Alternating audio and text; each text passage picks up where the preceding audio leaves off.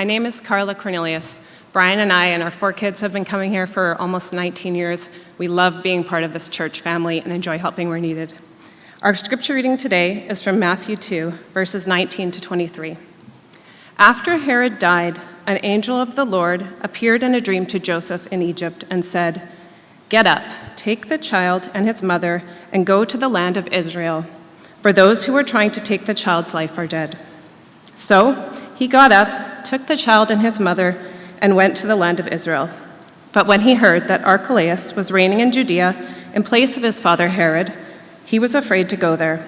Having been warned in a dream, he withdrew to the district of Galilee, and he went and lived in a town called Nazareth. So was fulfilled what was said through the prophets, that he would be called a Nazarene. This is the word of the Lord. Well, good morning and welcome to Gateway Church this morning, and a Merry Christmas on behalf of my family to our church family. We all want to say just a Merry Christmas and a blessed new year to come in a couple weeks. Also, a Merry Christmas on behalf of all of our staff and all of our council and our leadership. We are just excited to enter into this time and this season together. This morning, we are continuing on in our journey through the book of Matthew. It opened up with the genealogy where we learned about Jesus' resume and his track record, sort of the nation's track record to say that this is Jesus. Last week we heard Pastor Justin lead us through the conversation around the visit of the Magi, the visit of the wise men. And so as our story has been told, Jesus has been born. And as we enter into this new text this morning, we're going to enter into these 3 stories with that already, the reality that Jesus has come. So Christmas can mean so many things to each one of us. And while we celebrate the birth of our Messiah, we are constantly reminded by the events, the cards, the decorations, the stories, the circumstances all around us about our human experience in this life. And I think for most of us, this season, it marks a spirit of joy. It marks a spirit of gratefulness that we have in our hearts for this most incredible gift, where we truly recognize that there is nothing else in all of this world that could mend our brokenness as in our human experience or could restore relationship like Jesus Christ can. And so all the hope, the love, the joy, the peace that we have in this season, it all reminds us that Jesus has never left us, that Jesus is always in the business of restoring everything in this world that has gone wrong. But in all of this joy and all of this celebration, I find we as humans, we still wrestle with some heaviness that we find in our hearts. And so this season might be the first time that we are celebrating Christmas with a new empty chair, as we might have lost a loved one. We might have had a broken relationship. Someone might not have been able to make it home. And we find ourselves with this joy and merriment all around us. We have a hard time recognizing all of that as we still see an open space. In the season, we might be overwhelmed with the reality of a new diagnosis, a regression in our health. And while all this happiness and positivity is all around us, we can't help but be distracted by our physical concerns. In the season too, we might also have experienced the reality of a physical loss in our homes and on our farms, as we have just experienced yet again another flood. And we're brought back to these past terrible experiences. And while all these gatherings and all these decorations are all around us, we're just trying to keep our animals safe. We're just trying to keep our floors dry. We're just trying to keep our 2 feet on the ground. But in all of this and so much more, I want to remind you, friends, that Jesus is here. He's in all of the stuff. He's in all of the experiences in our lives, whether they're joyous or whether they're difficult. And in all of those moments, Jesus, our God and Father, is never surprised. Remember that this is Jesus, the Son of God, who is the author. He is the perfecter of all of life and all of creation.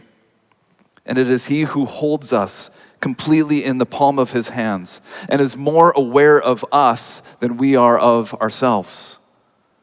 And so Matthew then records these 3 stories of Jesus' childhood to help us see the extent of His hand of provision and to help us experience the every place that we find ourselves in our lives with Him at our right side. And so as we see these three stories play out, Matthew isn't just foreshadowing who Jesus is and who he will be later on in his ministry, but he's telling us that this child, Jesus, knows us. He knows our places of joy. He knows our places of unrest. All those moments and in between, he has no knowledge of this experience in our lives. Just like how he has known and has experienced the lives of the Israelites, as Matthew points us back towards many times. And so in order to get to where Matthew is in his writing, I want to bring us back and forth from some Old Testament stories and references of the experiences of the nation of Israel, and then go forward into the Gospel of Matthew to see where just how this child, the Son of God, Jesus, how he ushers in a new reality for us to experience as he is the fulfillment of everything that Israel was meant to be. And so at our first stop, we're going to be seeing that God meets us in our place of refuge. So I encourage you to have the book of Matthew open, chapter 2, open there on your laps, whether it's on your device or in an actual Bible. We're just going to talk through these two first scenarios, and we'll see them how they play out. And so Matthew chapter 2, verse 13 through 15, talk about how the Magi have just left. Their gifts are there still on the stable floor. Jesus is sleeping there in the manger. The goat is in the corner snoring away. Mary is up at 2 a.m. feeding Jesus once again, because we just heard it's important to feed our children. Joseph is there also beside the goat sawing logs. He's having a dream. And in this dream, Matthew 2:13, we're told, "Rise, take this child and his mother, and flee to Egypt, and remain there until I tell you. For Herod is about to search for this child in order to destroy him." And so Joseph in this dream, he jostles awake, and Mary finally thinks that her husband is now getting up to take care of this baby, to take a turn, to hold him, to feed him, to change a diaper or two. But Joseph starts packing up the diaper bag while Mary's looking for the corner to sleep in the stable. He takes the diaper bag, straps it to the goat, and says, "We gotta go. We've got to leave." And he knows why, he knows where they're going, and he tells Mary, "I will tell you as we're on the way." And off to Egypt this young family goes. And so Matthew's audience here is largely Jewish. They're very familiar with this Israelite history. And they all cringe to themselves as they hear about this young family making their way to Egypt. Because this nation, they've been there before, and it didn't end so well. So back in Genesis, the whole back half of Genesis, chapters 37 through 50, tells the story of another Joseph, the most loved son of a man named Jacob, whose name was Israel eventually, who became the father of Israel. And this boy Joseph was sold by his brothers as a slave. He was taken to Egypt, and to make a long story short, he ends up being second in command to Pharaoh in this land of Egypt. Meanwhile, as all this is playing out, a famine has struck this entire region, from Egypt all the way to Canaan. And Joseph has been leading the Egyptians at this point to stockpile grain. And soon, as a result of those efforts, his family has come all the way from Canaan to find him there in Egypt, and this family reunites. And this family has come to Egypt in order to find refuge. And the story keeps getting better for just a few moments, because Pharaoh, he loves Joseph. So much so that he gives his family now of 70 people, Jacob and all his kids, and they give them this prime land in this land of Goshen, a place of plenty. It's a place of restoration. It's a place of renewal for this growing new family. And there this family stops being a single small family as they grow into an entire nation known as the Israelites, at this point now exceeding 1 million people. But in that time frame, Joseph, second in command to Pharaoh, he dies. And all these new pharaohs take over, but all these new pharaohs forget who these Israelites actually are. So they enslave them. They said, well, if they're in our town, if they're over here, let's put them to work. And they made bricks and bricks and bricks and more bricks. The story goes through to tell us of Moses and the 10 plagues. The nation escapes, end up in the land of wilderness. Joshua takes over leadership 40 years later, ushers them into the promised land, the land that is supposed to be flowing with milk and honey. Where once in the promised land, they were there to live out the very calling that God told them that they were to do to Abraham back in Genesis 12. God says to Abraham and to all this nation, he says, in you and this whole nation, all the families of the earth shall be blessed. All the families of this earth shall be blessed. And so Egypt wasn't the place that God was preparing for the nation to settle. It was meant to be a time of refuge, where God would meet them in their needs and would care for them in their time of trial. So Matthew has his audience recall this backstory. He points out that God never wanted them to stay there in Egypt. And he uses the words of Hosea as that little portion of verse 15 comes to a close. He says, out of Egypt I called my son. He's quoting Hosea chapter 11. And Hosea is showing that God is calling Israel out of Egypt to be a blessing to all of the nations through the promised land and beyond. But as we know the Israelite story, we know, and Hosea recounts this as the chapter 11 goes on, that Israel failed at that task.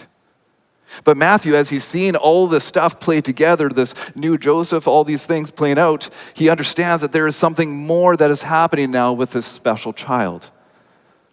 This special child would be the one to return to the promised land from Egypt and would be the complete fulfillment of all Israel's original calling.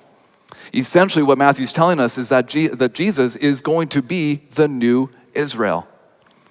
So this really neat author Frederick Bruner, cool commentator that I read a bunch, he writes this: Israel was recruited to be the way of salvation for humanity. When Israel failed, Jesus of Nazareth, the true Israelite, succeeded. And so as we see this story play out just like this and how Matthew's helping us understand it, we see the land of Egypt now in the story of the scriptures in a bit of a different light, differently than how we normally would have seen it. It's now a place of escape. It's a place of reprieve. So I'm curious if you've ever had one of those moments in life where things were getting pretty stressful. You have this personal need to hide. You have a desire to escape from some chaos in this world. Maybe a family event isn't going so smoothly. Maybe you have a hard time learning something new. Maybe there's a fight that is escalating and you just need a moment.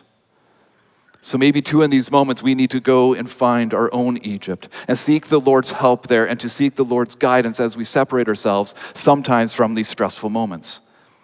And that separation sometimes can be a good and helpful place for us to be. And we're only there because we have to recognize that God has allowed us and God has actually brought us to those places. And we need to acknowledge that and to not take it for granted.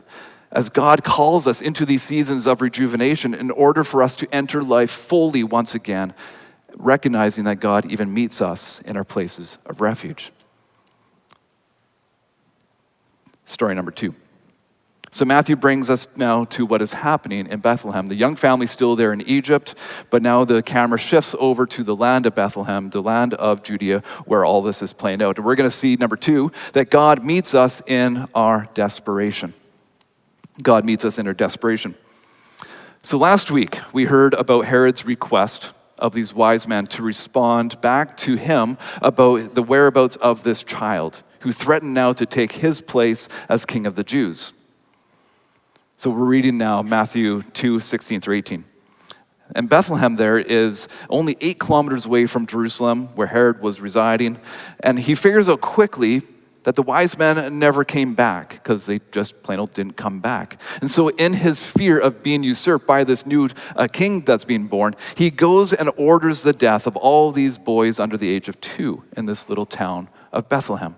And again, we're being drawn back into the Israelite story. Exodus 1. Now this is, again, where the Israelites are in this land of Goshen. They're thriving. Exodus 1 verse 7 says, "But the people of Israel were fruitful and increased greatly. They multiplied and grew exceedingly strong so that the land was filled with them." And we know through other stories here, it's now over 1 million people. But Pharaoh, the new Pharaoh, is now seeing all this play out, and he's seeing this nation of Israel becoming strong, becoming wise in their own efforts, and he becomes fearful of what this nation is able to do. So he's getting fearful of his own leadership, and he does this in Exodus 1, verse 22.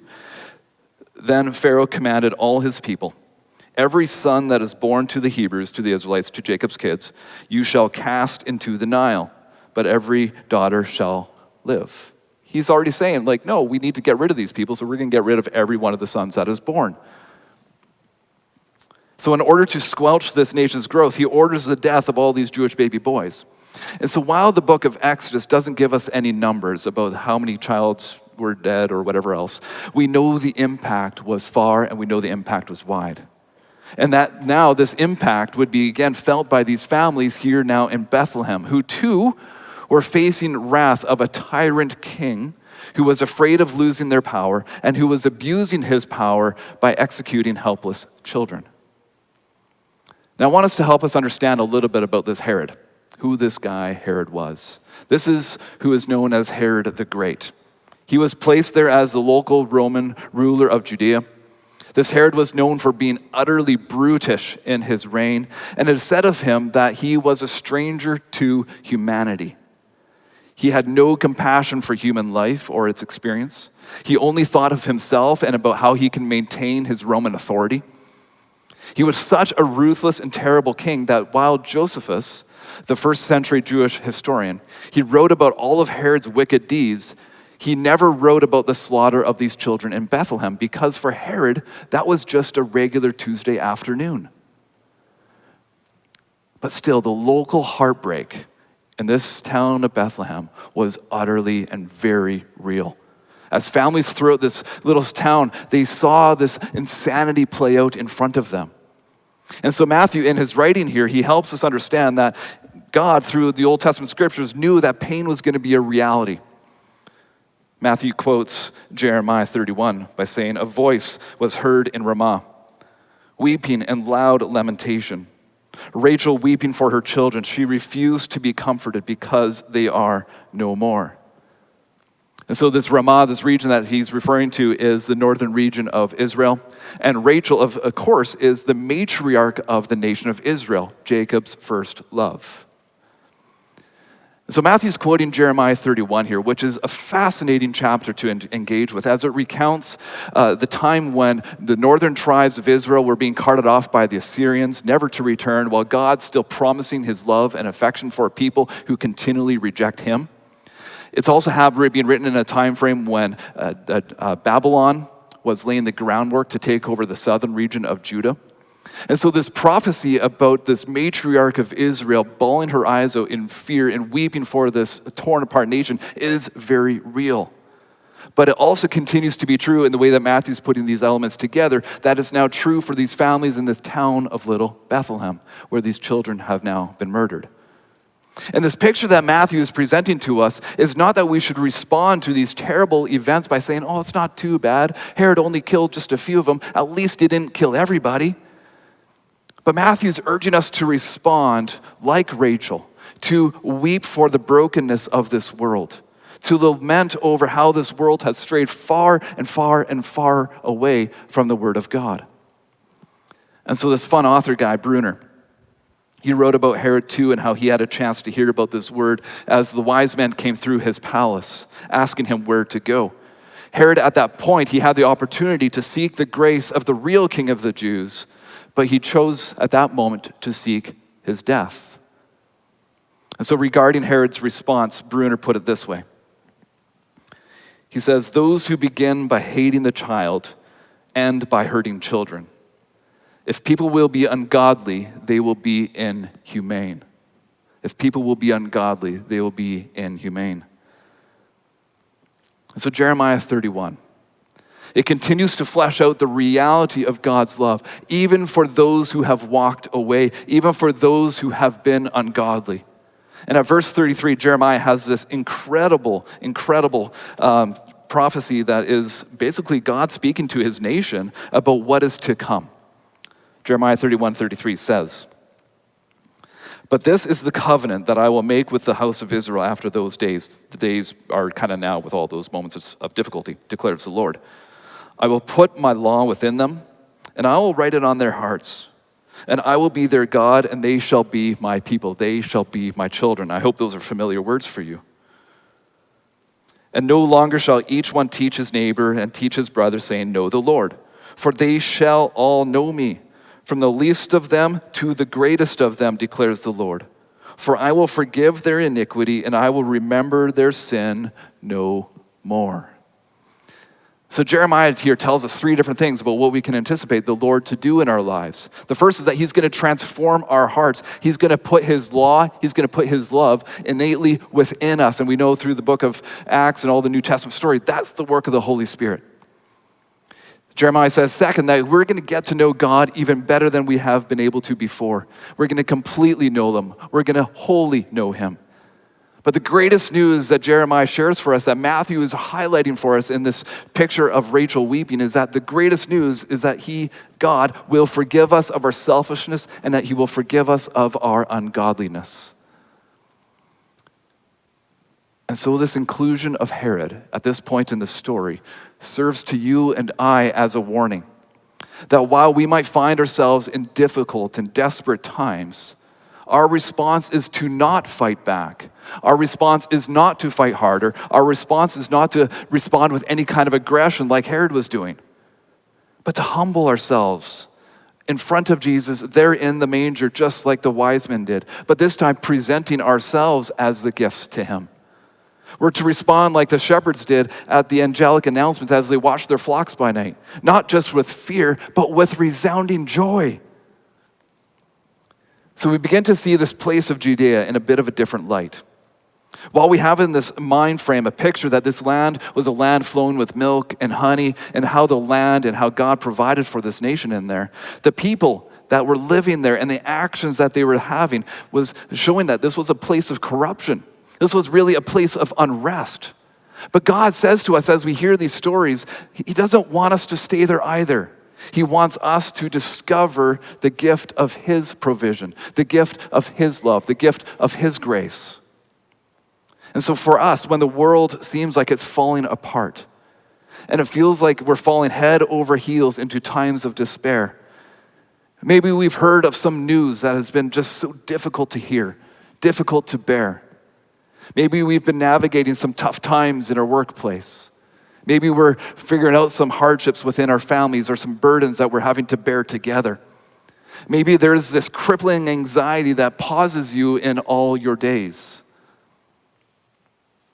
What we need to see here in this moment by this picture of Matthew drawing out this story of Herod's terribleness and of Rachel's weeping, we need to see is the hand of the Lord right below us, ready, waiting to catch us as we are falling down into those times of despair. And recognize that he meets us in those moments, that he meets us in those troubling times, that as we find ourselves falling, he's already guiding us, catching us, and holding us the whole way down.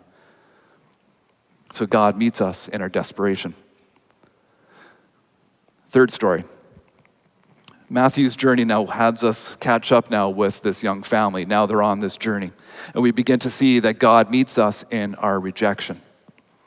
Matthew 2:19-23, the text that Carla read for us, tells us first that Herod has now died. Joseph, once again, in his rest, hears the word of the Lord, and he hears the Lord speaking to him in a dream with these words from Matthew 2, verse 20.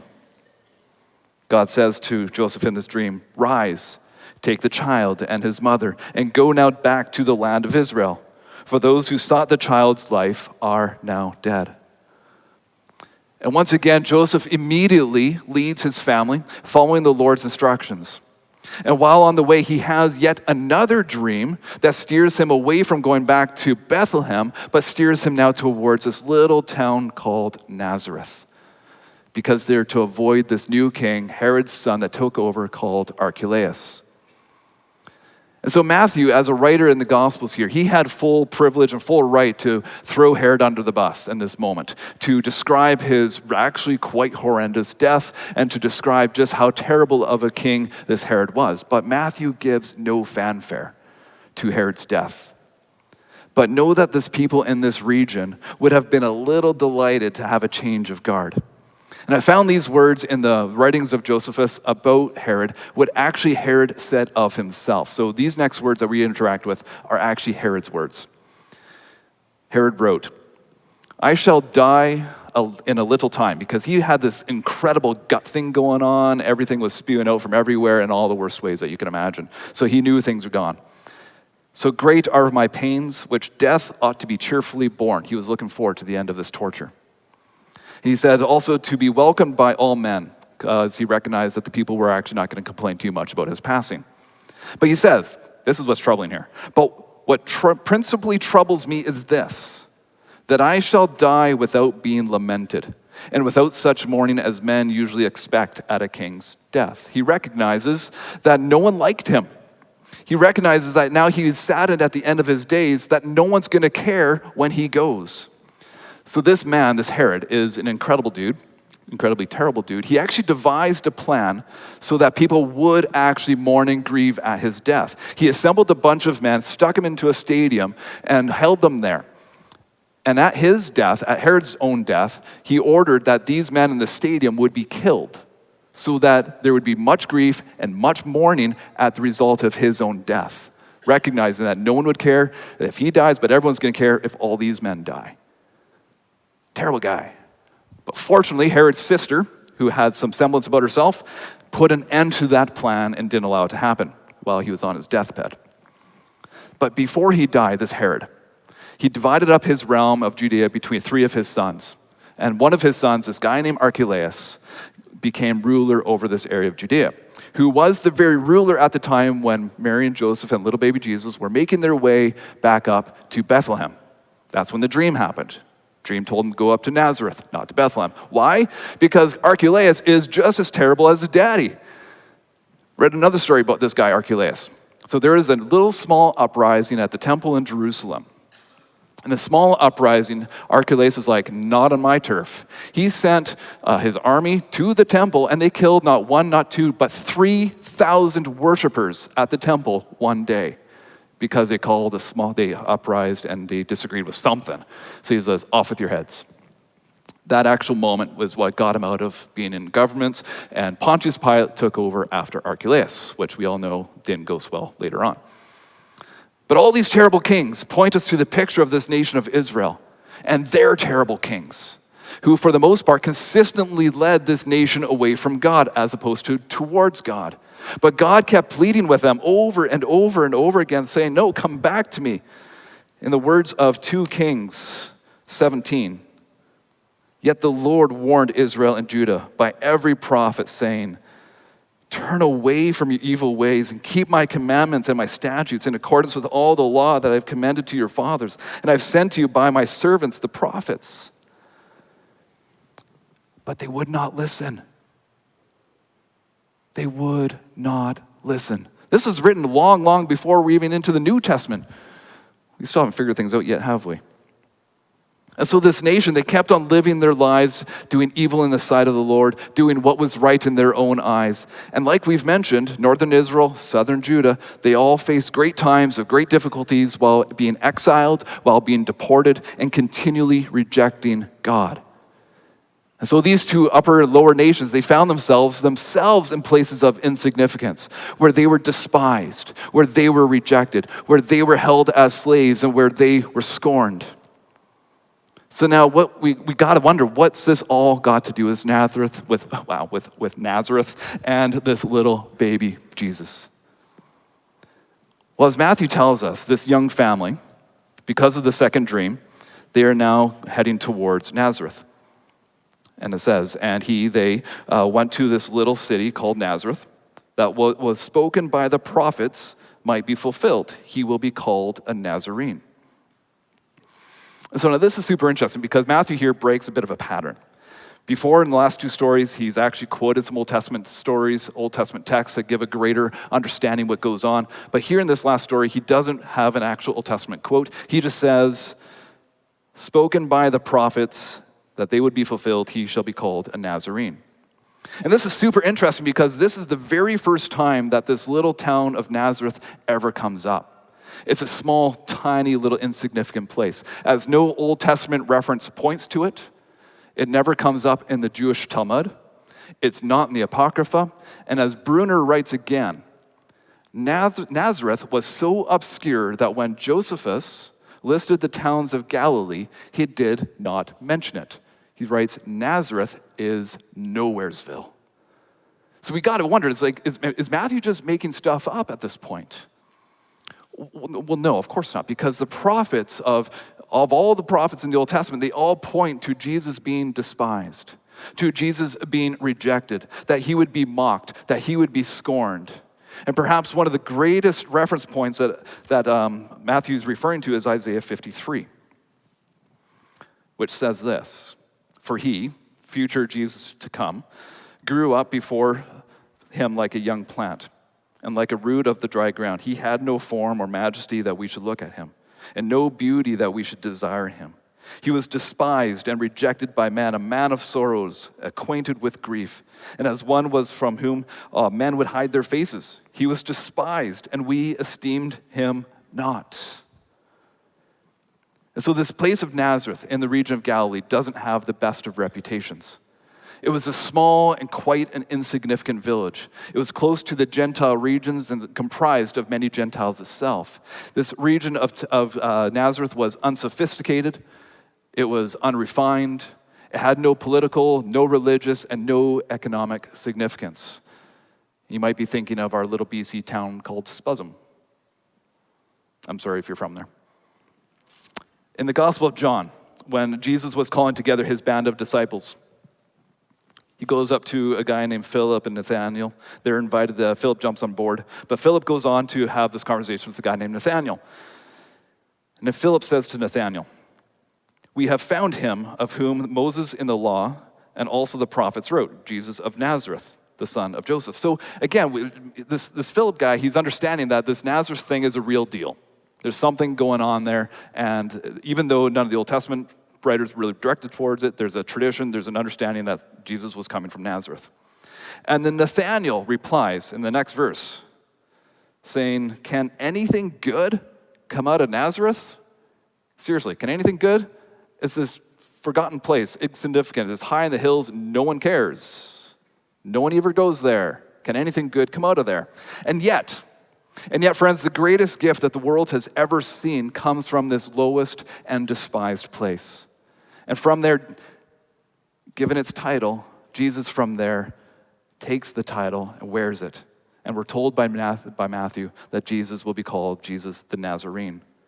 It's a title to reflect that he comes from nowhere and can do no good. And that's not Matthew's point. That's not what he's trying to share. That's not his emphasis. He's just recounting culturally what's significant around them. That culturally in the first century, this was not meant to be a compliment.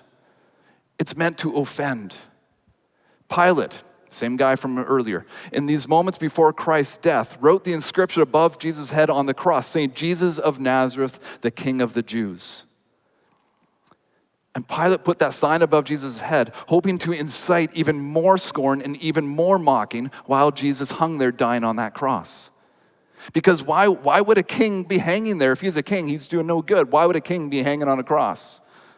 And of course, it makes sense in Pilate's mind that someone from Nazareth would be there because they can do no good. But this name, Jesus of Nazareth, Jesus was prepared to take on. Because we know he didn't come to be the same kind of tyrant king that Pharaoh was, or that Herod was, or that even Pontius Pilate would be.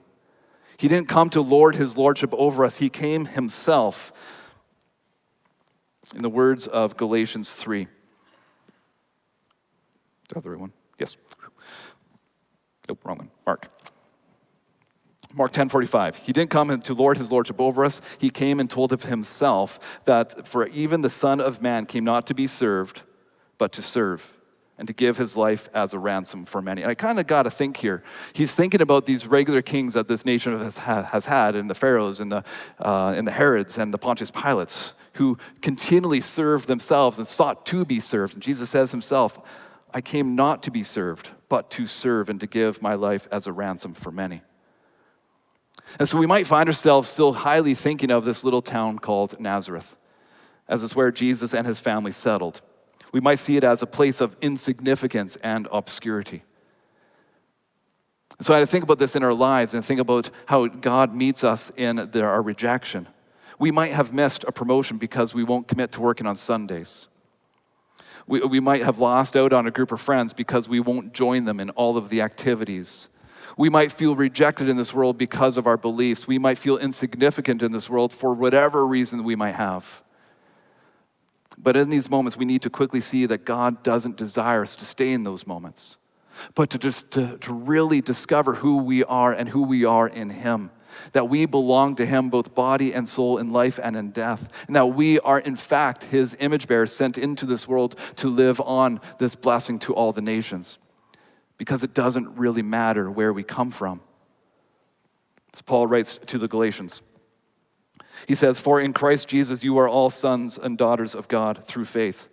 For as many as you were baptized into Christ have put on Christ." And this is what's on the screen. "There is neither Jew nor Greek, there is neither slave nor free, there is no male, no female, for you are all one in Christ Jesus." And so in this world where we are going to face all kinds of trials, where we're going to face all kind of rejection, Jesus meets us in our rejection. And so all in, Matthew shows us that Jesus just isn't the new and better Moses, a new leader for Israel for us to follow, but that he is the complete fulfillment of all that Israel was called to do. And you can even say that Jesus is the new and better Israel because he's been through everything that they and we have been through on this world, in this planet. And it's not just that he's been there, it's just not that he's been a visitor in those places, but he's fully experienced everything good and bad about all of those moments. And he redeems it for all of the good of his kingdom, and he redeems it for our benefit so that we can get to know him better. Close with this passage from Hebrews 2, verse 17. Speaking of Jesus, the author of Hebrews writes, Therefore he had to be made like his brothers and sisters in every respect, so that he might become a merciful and faithful high priest in the service of God to make propitiation for the sins of all the people, to make all things in this world that are wrong right again, which gives him the ability as God to continually meet us in our places of refuge, where we seek comfort and safety within him. He will find us in our places of desperation, where we find ourselves seeking peace and seeking our rest in him. And he's going to find us in our places of rejection as we seek love and a sense of belonging within him.